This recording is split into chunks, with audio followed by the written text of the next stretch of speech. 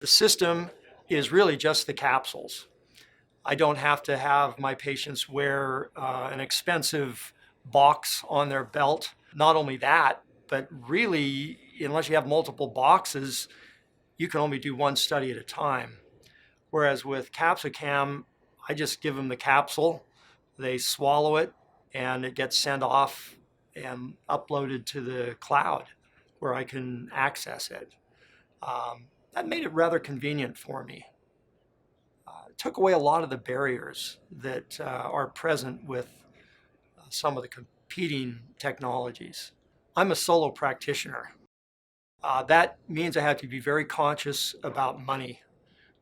It's all coming out of my pocket, not out of someone else's.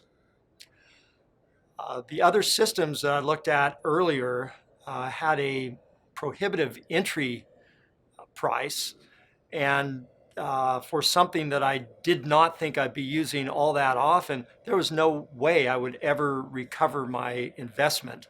That was really the barrier for getting into capsule endoscopy earlier. But with CapsoCam, it made economic sense for me to start using something that could benefit my patients and wouldn't push me into bankruptcy at the same time. It's an easy add-on to the practice, primarily because you don't have to make a capital purchase. You don't buy an expensive array of equipment that will one day become obsolete, perhaps in a couple of years. It's a completely different model. So you add it for the cost of each capsule, and that's it, you're done. The fact that I've been reading Capsule Endoscopy since 2003 helped a lot, because there is a learning curve for this new technology because it's a different panoramic view. But overall, with the support of the team, the clinical team, it was not really bad. Once you do 3-4 cases with them and try to convert from the old system, I think it would be very easy. Learning process involved in the capsules. And it's a bit intimidating at first.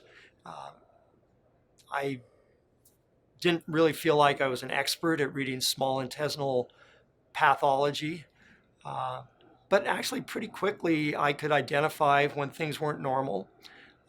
Frequently I could identify what the problem was, and sometimes I had to go to reference material to really find out what I was looking at. Sometimes it meant referring the patient out to a place that would do could actually have biopsies and could do small intestinal endoscopy. But I quickly learned that even though I didn't feel like an expert, I was probably doing about as good a job as the so-called experts at identifying when something was wrong.